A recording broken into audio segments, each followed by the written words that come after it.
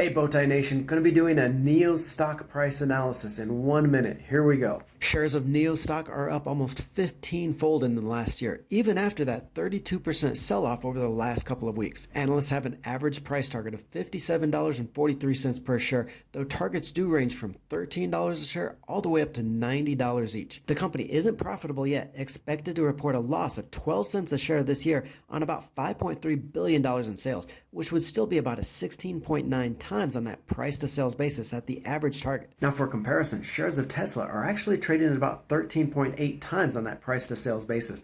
So hard as it is to believe, shares of Tesla are actually the lesser expensive of the two. Still, analysts at Mizuho like NIO on its lower cost of ownership and home court advantage in that China market and recommend both EV stocks. It's a great long-term theme that investors can't ignore, but prices are high right now, so make sure you leg into your investments.